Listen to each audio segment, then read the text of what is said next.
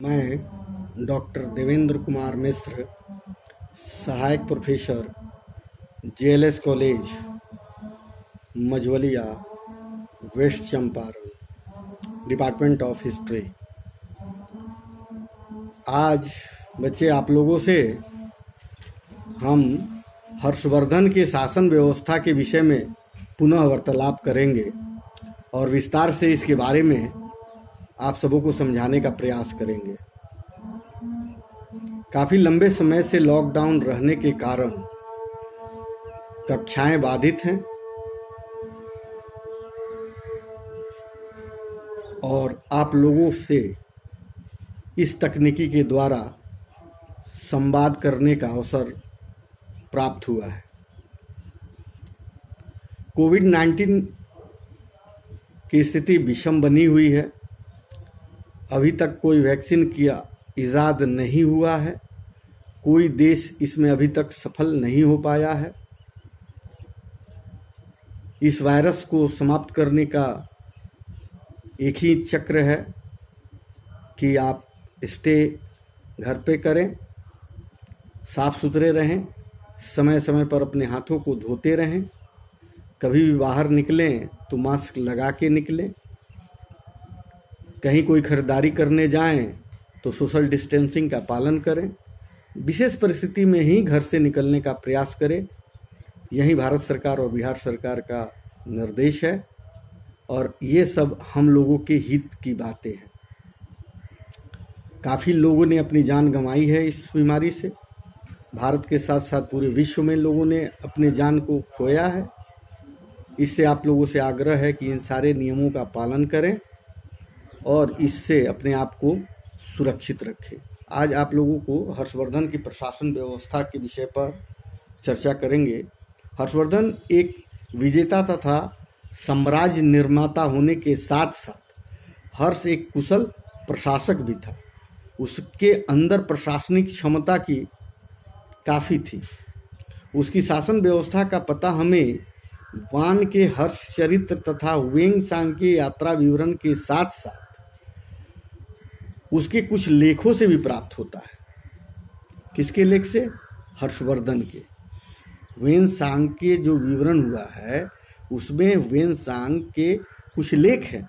तो उस लेख से, वेन सांग के लेख से हमें कुछ जो जानकारी मिलती है, यहाँ उल्लेखनीय है कि हर्ष ने किसी नवीन शासन प्रणाली को जन्म नहीं दिया, कोई नई तकनीक को नहीं जन्म दिया।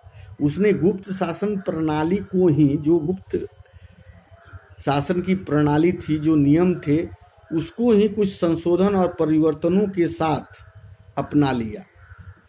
यहाँ तक कि शासन के विभागों एवं कर्मचारियों के नाम भी एक सम्मान ही दिखाई देते हैं। हर्ष के समय में शासन व्यवस्था का स्वरूप राजतंत्रात्मक था। राजा अपनी दैवी उत्पत्ति में विश्वास करता था।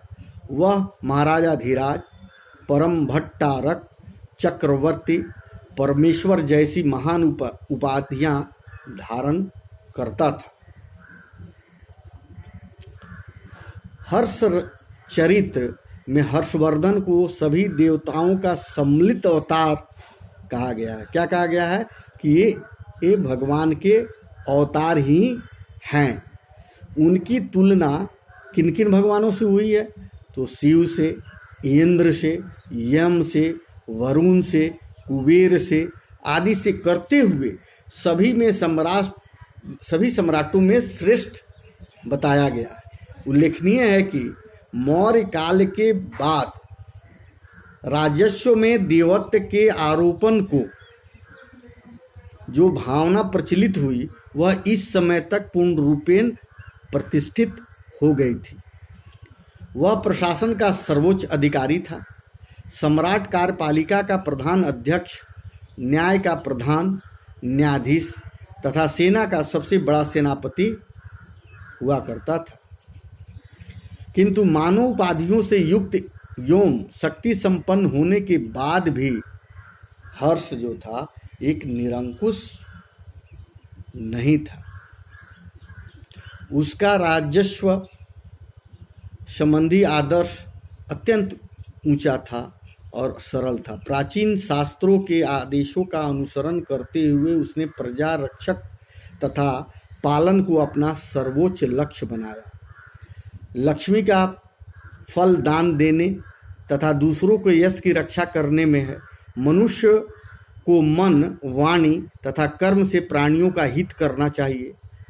पुनर्जन्म का उत्तम उपार्थ है। चंद्रगुप्त तथा अशोक की भांति हर्ष व्यक्तिगत रूप से शासन के विविध कार्यों में भाग लेता था, जबकि इसके पूर्व के जो राजा थे वो सारे मीटिंग में भाग नहीं लेते थे।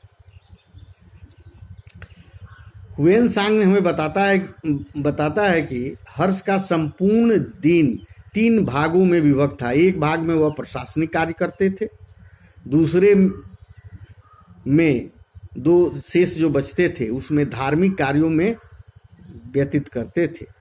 वह इन कार्यों के लिए दिन उसे अत्यंत छोटा पड़ता था कि एक 3 भागों में जो पूरे दिन को उन्होंने बांटा था, एक में संपूर्ण दिन में 3 भाग में जो बांटा था, तो एक भाग में प्रशासनिक कार्यों को देखरेख करते थे, बाकी जो समय बचता था उसमें धार्मिक कार्यों को करने में समय व्यतीत करते थे। हर साम्राज्य के विभिन्न भागों का दौरा करता था। क्या चीज के लिए? राज्य का दौरा करता था, जिससे प्रजा की दशा दिशा को अच्छे तरीके से समझा जा सके। बसखेड़ा तथा मधुबन लेखों में क्रमशः वर्धमान, कोटियोम, कपितिका, जय संस्कृत धावारों का उल्लेख मिलता है। एक अन्य जयस्कंधावर अचिरावती नदी के तट पर स्थित मणितारा में था। यहीं सर्वप्रथम बाण की हर्ष से भेंट हुई थी। बाण से हर्ष की भेंट यहीं नदी के तट पर पहली बार हुई थी। मंत्री परिषद हर्ष के अधीनस्थ शासन महाराज अथवा महासामंत कहे जाते थे। प्रशासन में सामंतों का विशिष्ट स्थान था। हर्ष चरित्र तथा कादंबरी के विभिन्न प्रकार के सामंतों का उल्लेख मिलता है, जैसे सामंत, महासामंत, आप सामंत, प्रधान सामंत, शत्रु सामंत तथा प्रति सामंत। हर्ष चरित्र के अनुसार हर्ष ने महासामंतों को अपना करद बना लिया था। बसखेड़ा तथा मधुबन के लेखों में महासामंत महाराज ईश्वर गुप्त के नाम से मिलते हैं। वे समय समय पर उसकी राज्यसभा में उपस्थित होते, विभिन्न समारोहों में भाग लेते तथा युद्धों के अवसर पर सम्राट को सैनिकों की सहायता देते थे।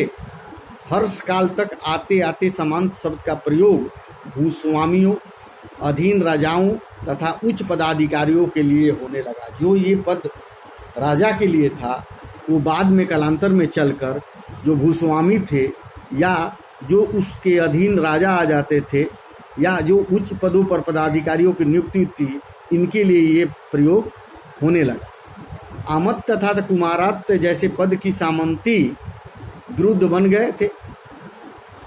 क्या हो गए थे? लोग इसके कई बातों को विरोध करने। यही लेख पता चलता है कि हर्ष की सेना में बड़े बड़े सामंत सम्मिलित थे। आप सामंत थे जिन्होंने स्वेच्छा से अपने स्वामी की अधीनता मान ली थी, और शत्रु सामंत अर्ध स्वतंत्र राजकुमार होते थे। प्रति सामंत का अर्थ स्पष्ट नहीं है, इसमें उल्लेख जो है उसे यह स्पष्ट नहीं हो पाता है कि इसका अर्थ क्या होगा। आर शर्मा इन्हें राजा का विरोधाभास रखने वाले अथा अविनयी सामंत मानते हैं। देवाहुति के अनुसार इससे तात्पर्य शत्रु राजाओं के सामंत से है। इस प्रकार स्पष्ट है कि हर्षकालीन प्रशासन पहले से कहीं अधिक सामंती तथा विकेंद्रीकृत हो गया था। अब आपको हम बताते हैं कि हर्षवर्धन सम्राट की सहायता प्रदान करने के लिए एक मंत्री परिषद की भी गठित किया गया था। मंत्री को सचिव तथा आमत्य कहा जाता था। हर्ष के समय में भंडी उसका प्रधान सचिव था। उत्तराधिकारी जैसे महत्वपूर्ण प्रश्नों के उत्तर भी मंत्रिपरिषद की राज्य आवश्यक सामग्री समझी जाती थी। राजवर्धन की मृत्यु के बाद उत्तराधिकार के प्रश्न को तय करने के लिए भंजी और मंत्री परिषद की बैठक बुलाई थी। उसका विदेश सचिव अवंती था। विदेश सचिव की संज्ञा महासंधि विग्रही थी। उसी के जिम्मे युद्ध तथा शांति की घोषणा करना होता था। हर्ष चरित्र से पता चलता है कि अवंती के माध्यम से ही हर्ष ने यह घोषणा करवाई थी कि समस्त शासक या तो सम्राट की अधीनता स्वीकार करें या फिर युद्ध करें। सिंहनाद उसका प्रधान सेनापति था। वह प्रभाकर वर्धन के समय से ही कार्यरत था। अनेक युद्धों का सफल संचालन उसके किया तथा अपनी राजभक्ति उल्लेखनीय थी। शासन में उसका अत्यंत सम्मानित स्थान था। कुंतल अश्वारोही सेना का सर्वोच्च अधिकारी तथा स्कंदगुप्त गज सेना का प्रधान होता था। राजस्तरीय संभवतः वायसराय अथवा गवर्नर होता था। वेनसांग के विवरण से यह हमें ज्ञात होता है, पता चलता है कि साधारणतया मंत्रियों तथा केंद्रीय कर्मचारियों को नगद वेतन नहीं मिलता था। जो वहाँ कर्मचारी थे उनको करेंसी के रूप में नहीं मिलता था। निजी खर्च चलाने के लिए प्रत्येक गवर्नर, मंत्री, मजिस्ट्रेट और अधिकारियों को कुछ जमीन के भूभाग को दे दिया था। इस प्रकार के अधिकारियों को दैस्याधारिकों, प्रभातारों, राजस्थानियों, उपरीकों तथा विषयपतियों की शामिल किया जा सकता है, जिसका उल्लेख हर्ष के लेखों से मिलता है। स्पष्ट है कि अब अनुदान स्वरूप राजस्व केवल पुरोहितों और विद्वानों को बल्कि प्रशासनिक अधिकारियों को भी दिया जाता था। इस प्रथा की पुष्टि उस काल के सिक्कों की कमी से भी होती है कि उस काल में जो सिक्कों की संख्या थी, करेंसी की जो संख्या थी वो सीमित थी, तो उतने में इतने कर्मचारियों का वेतन देना संभव नहीं था और उसके लिए उन लोगों को जमीन दिया गया था जिससे वो अपना सैलरी के रूप में समझें या उससे अपना गुजर बसर करते थे। प्रशासन की सुविधा के लिए हर्ष का विशाल साम्राज्य कई प्रांतों में विभाजित था। प्रशासनिक क्षमता बरकरार रहे, पदाधिकारियों की देखरेख बनी रहे, प्रशासन के में प्रशासनिक कार्य में सुविधा हो, इसलिए कई प्रांतों में इसको विभाजित किया गया था। किंतु हर्ष कालांगी प्रांतों की संख्या का कुछ पता नहीं चलता है कि ये कितने प्रांतों में विभाजित किया गया था। हर्ष चरित्र से प्रांतीय शासकों के लिए लोकपाल शब्द भी आया है। प्रांत को भुक्ति कहा जाता था। प्रत्येक भुक्ति का शासक राजस्थानीय, उपरीक अथवा राष्ट्रीय कहलाता था। मधुबन तथा बसखेड़ा के लेखों में क्रमशः कुंडधामनी अंगदीय विषयों के नाम है। भुक्ति का विभाजन जिलों में हुआ था, जिसे की संज्ञा थी विषय, जिसका प्रधान विषयपति होता था। विषय के अंदर कई पाठक होते थे जो आजकल की तहसीलों के बराबर होते थे। आजकल का जो तहसील है उतना ही बराबर उस समय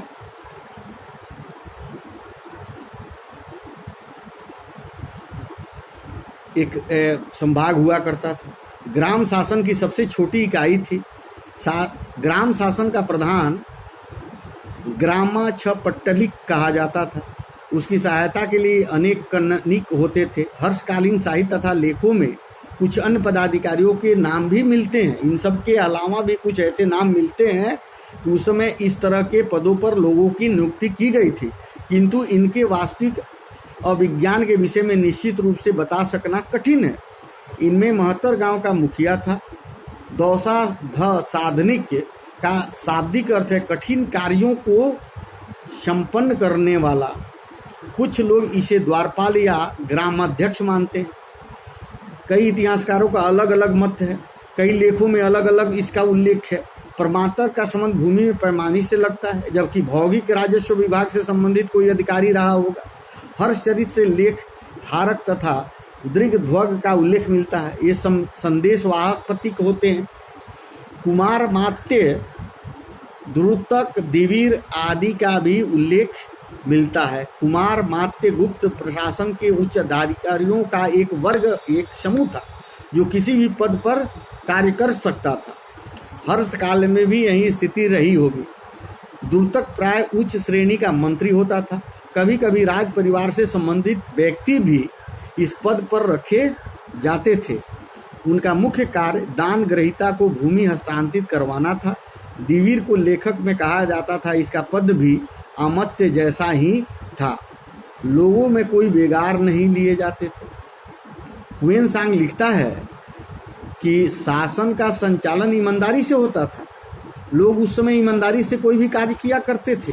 सड़कों पर आवागमन पूर्णतया सुरक्षित नहीं था। ह्वेनसांग स्वयं कई बार वहाँ के चोर डाकुओं के चंगुल में फंस चुके थे। वह लिखता है कि एक बार जब वह गंगा नदी की यात्रा कर रहा था, समुद्री डाकू ने उसे घेर लिया था और उन्होंने उसे देवी दुर्गा की बलि देने के लिए चुना। चोर डाकुओं ने उनको देवी के सामने बलि देने के लिए उनका चुनाव किया। तभी भीषण तूफान आया जिससे उनकी जान बच गई। चंद्रगुप्त मौर्य तथा चंद्रगुप्त द्वितीय के काल में ऐसी स्थिति नहीं थी। वहाँ ऐसे चोर डाकुओं की परिस्थिति नहीं थी। हमें पता चलता है कि फ्यान ने सकुशल भारत का भ्रमण किया था और ये चोर डकैत थे। इन लोगों को दंड देने का एक प्रावधान था। अपराधों के लिए कठोर दंड की व्यवस्था थी। राजद्रोहियों को आजीवन कारावास दिया जाता था। ऐसा महसूस होता है, ऐसा पता चलता है कि बंदियों के साथ निर्दयापूर्वक व्यवहार किया जाता था। दंड विधान गुप्त काल की अपेक्षा बहुत ही कठोर थी।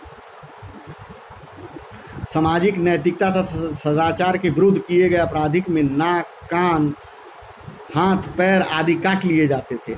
अपराधियों को देश के बाहर भी निकाल दिया जाता था। अपराधी निर्दोष सिद्ध करने के लिए अग्नि, जल, विष के द्वारा दिव्य परीक्षाएं भी ली जाती थी। देश के शांति और व्यवस्था बनाए रखने के लिए नियमित पुलिस विभाग की भी स्थापना हुई थी।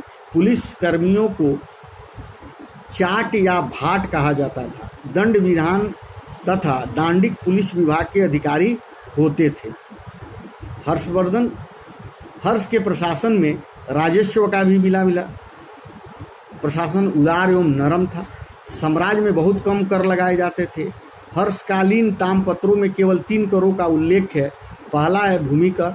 यह राज्य की आय का प्रधान साधन था तथा कृषकों से इसकी उपज का 6वां भाग लिया जाता था। हिरण्यगय नगद के जाता था जिसे व्यापारी देते थे। बलिकर के विषय में कुछ भी पता नहीं चलता है कि ये बलिकर क्या था। ऐसा लगता है कि ये एक प्रकार का धार्मिक कर था कि जो बलि चढ़ाते थे उससे कुछ कर लिया जाता था। व्यापारिक मार्गों, घाटों, बिक्री की वस्तुओं आदि पर भी कर लगते थे। जैसे आज भी कई तरह की नीलामियां होती हैं और कई तरह के टैक्स सरकारें वसूल करती हैं। इन करों से राज्य को पर्याप्त धन प्राप्त होता था। तुल्य में नामक एक कर का भी उल्लेख मिलता है जो तिल तथा माप के अनुसार वस्तुओं पर लगाया जाता था। जुर्माने के रूप में भी धन प्राप्त होता था। राजकीय भूमि से जो आमदनी होती थी उसे 4 भागों में खर्च किया जाता था। उसका एक भाग धार्मिक और सरकारी कार्यों में, दूसरा भाग राजकीय पदाधिकारियों के ऊपर उस देखरेख में और उनके सैलरियों में, तीसरा भाग विद्वानों को पुरस्कार देने में तथा चौथा भाग विविध संप्रदायों को दान देने में खर्च किया जाता था। ह्वेनसांग हमें बताता है कि यदि किसी शहर या गांव में कोई गड़बड़ी होती थी तो सम्राट तुरंत ही वहां जाता था। वर्षा ऋतु को छोड़कर शेष 3 ऋतुओं में हर्ष एक स्थान से दूसरे स्थान का दौरा किया करते थे जहां लोग उससे कष्टों के विषय में अपने दुख बताते थे। लेखों में इस प्रकार के 2 स्थानों का पता चलता है जहां हर्ष अपनी यात्राओं के दौरान रुके थे। वर्धमान कोटी तथा कपितथिक्का, इन स्थानों को क्रमशः बसखेड़ा तथा मधुबन के दान पत्र प्रशासित किए गए थे। सेना का भी विशाल संगठित सेना थी। वान के हर्षचरित ह्वेनसांग के विवरण से इसकी पुष्टि होती है कि एक कुशल संगठित सैन्य सेना थी। हर्षचरित से पता चलता है कि दिग्विजय के लिए कुछ करने के लिए समय हर्ष के सैनिकों की संख्या इतनी बड़ी थी कि अपने सामने एकत्र विशाल सैन्य समूह को देखकर वह आश्चर्यचकित रह गए। ह्वेनसांग के अनुसार उसकी सेना में 60,000 हाथी तथा 1 लाख घोड़े थे। पैदल सैनिकों की संख्या भी काफ़ी थी। पूर्व के आपके व्याख्यान में हमने इन सारी बातों के विषय में चर्चा किया हूँ और विस्तार से भी बताया हूँ। जो मुझे लगा कि इस शासन में, उसकी शासन व्यवस्थाएं में इस तरह की व्यवस्थाएं थी। सेना को इतनी सुसंगठित की गई थी कि जब सेना किसी पर आक्रमण करने के लिए कुछ करने के लिए निकलती थी, उस समय स्वयं वो देख के आश्चर्यचकित रह जाता था कि इतना संगठित और इतनी विशाल सेना हमारे पास है। ये इन्हीं सब शब्दों के साथ मैं आज अपनी वाणी को विराम देता हूँ। धन्यवाद।